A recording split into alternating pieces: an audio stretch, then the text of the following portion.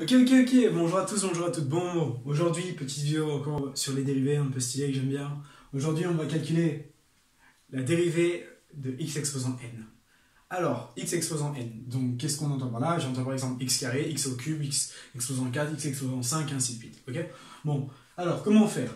C'est très simple. Maintenant que vous êtes à l'aise avec les notions de logarithme, donc je vous invite à aller voir les vidéos, que vous connaissez la dérivée du logarithme népérien, on va tout simplement pouvoir faire ceci sans l'aide de la formule fondamentale et le faire avec le logarithme népérien. Bon, pour ça, qu'est-ce qu'on va faire? On va commencer par définir y qui est égal à x exposant n. D'accord? Donc je définis y qui est égal à x exposant n. À ce moment-là, ce que je vais faire, c'est que je vais prendre le ln de y.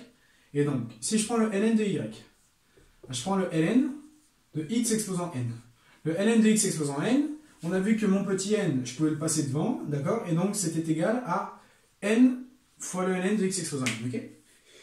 Et donc, ici, hop là, ça s'efface. Et donc, j'obtiens que le ln de y, c'est n fois le ln de x. D'accord? Bon, maintenant, très bien. Ce qu'on va faire, c'est qu'on va dériver à partir de ceci, d'accord? Donc, on n'est pas obligé de dériver directement. Ce qu'on peut faire, c'est qu'on peut passer par le logarithme naturel. Sachant que les expressions sont égales, si on dérive, on aura toujours les dérivées qui seront égales elles aussi. Et donc, à ce moment-là, on peut en définir la suite. Alors, si je dérive le ln de y, la dérivée du ln de y, ça va être 1 sur y multiplié par la dérivée de y. Alors, pourquoi multiplier par la dérivée de y? C'est très simple. Si, en fait, y ici, c'est une fonction, c'est y de x. Ok? On a vu par, comment dire, oui, avec le chain rule, ok, la règle des chaînes, on a vu que si j'avais une fonction d'une fonction, la dérivée c'était d'abord df en fonction de dy, et puis je devais multiplier par dy en fonction de dx. D'accord? Comme ça, les dy pouvaient s'annuler, et donc j'avais bien la dérivée en fonction de dx. Alors ici, ce qu'on va faire, c'est que dans un premier temps, on va multiplier par... Non, on va pas multiplier, pardon, on va prendre les dérivées. Mais la dérivée en fonction de dx. Et donc, sachant que j'ai une fonction de y ici, pour que j'ai ma fonction en fonction de dx, il faut que j'ai la fonction, d'accord, la dérivée en fonction de dy, et après je dois multiplier par la dérivée de y. Ok? À ce moment-là, les y vont pouvoir se simplifier. Hop là, voilà.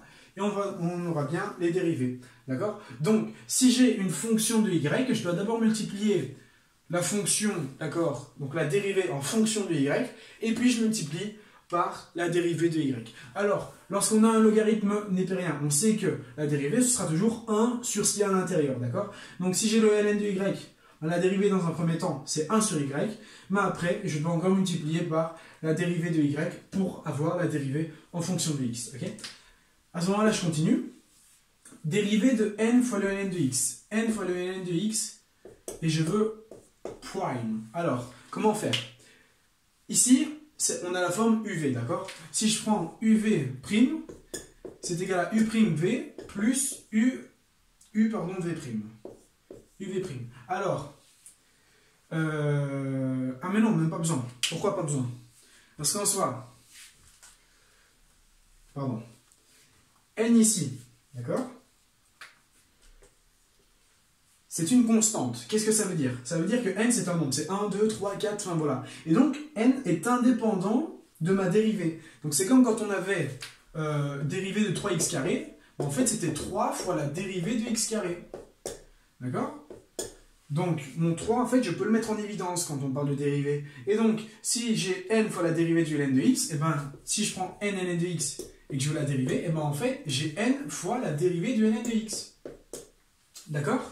Et donc, si j'ai n fois la dérivée du ln de x, je vais avoir n, d'accord, multiplié par, et donc la dérivée du ln de x, facile, 1 sur x. D'accord? Bon, je vais peut-être un peu refaire le m. Voilà. Donc, dérivée de n ln de x, c'est n fois 1 sur x, ok? Alors, donc je récapitule bien, on prend la dérivée de chaque membre, vu que c'est une égalité, les dérivées sont égales. Alors, dérivée de ln de y en fonction de dx. Je dois faire le chain rule, ok? Et donc, à ce moment-là, je dois d'abord calculer la dérivée en fonction de y, et puis je multiplie par la dérivée en fonction de dx. Donc, la dérivée du ln de y, c'est 1 sur y, d'accord? Quand je travaille avec les dy. Maintenant, je veux travailler en dx, d'accord? Donc ma réponse finale, je la veux en dx, j'ai bien pris la dérivée de dx, et donc je dois multiplier par la dérivée de y, d'accord? À ce moment-là, il me reste n fois 1 sur x, et donc maintenant, on a la dérivée, d'accord? Donc c'est ce qu'on cherche, c'est bien la dérivée, d'accord? Ici c'est la dérivée de y, mais la dérivée de y c'est la même que la dérivée de x exposant n, ok? Et donc je vais tout simplement isoler la dérivée, donc la dérivée de y va être égale à, et donc j'ai 1 sur y, donc je multiplie, je fais fois y, hein, il suffit de faire fois y ici, et donc à ce moment-là, qu'est-ce qui va se passer? Je vais avoir y fois n fois 1 sur x, ok? Et donc la dérivée de y, ça va être y fois n fois 1 sur x. Et qu'est-ce qu'on sait de y fois n fois 1 sur x? On sait que y c'est x exposant n, du coup je vais avoir n fois x exposant n divisé par x, d'accord? J'ai bien 1 sur x. Et donc ceci, ça me donne quoi? Ça me donne n fois x exposant n moins 1. Ok? Donc quand j'ai x exposant n, la dérivée, ça va être n fois x exposant n moins 1. D'accord? Pourquoi? Parce que mon y ici, c'est x exposant n. Ce que je fais, j'ai un divisé par x, donc je vais passer le x exposant n au-dessus. Je divise par x. Vu que là, j'ai x exposant 1, quand j'ai un quotient de base de même puissance, je dois soustraire les exposants. Et donc, j'ai n fois x exposant n moins 1. D'accord? Et donc, la dérivée de x exposant n, on vient de la trouver, et donc c'est x exposant, c'est n fois x exposant n-1. Donc maintenant, si je veux calculer, allez, on va vérifier la formule, quelle est la dérivée de x carré? C'est n, donc je dois passer mon n devant, donc j'ai 2 fois x exposant, et donc n-1, 2 moins 1, ce qui nous fait bien 2x. Voilà. Et ainsi de suite, et comme ça, on va pouvoir trouver les dérivées. Ok? Par exemple, si je fais, allez, calculez-moi la dérivée de x exposant 101. La dérivée de x exposant 101, c'est égal à, donc, 101, parce que mon 101, je le passe devant, 101, multiplié par x exposant, et donc 101 moins 1, ça nous fait 100. Dérivée de x exposant 101, c'est 101 fois x exposant 100. Voilà, voilà. Bon, je vous remercie de votre attention. Peut-être un petit récapitulatif. Donc, je pose y est égal à x exposant n. Je prends les logarithmes naturels. Si les deux expressions sont les mêmes, les logarithmes sont les mêmes. À ce moment-là, par la définition du logarithme de x exposant n, le n, je peux passer devant. Alors, il me reste ln de y. Avec le chain rule, je dois faire 1 sur y, d'accord, donc la dérivée, multipliée par la dérivée de y. À ce moment-là, je dérive aussi ici, n est une constante, du coup j'ai n fois 1 sur x, parce que 1 sur x c'est la dérivée du ln de x. À ce moment-là, je multiplie le tout par y. Alors, ici, y fois 1 sur y, ça tombe, donc j'isole ma dérivée. La dérivée est égale à, et donc y fois n fois 1 sur x.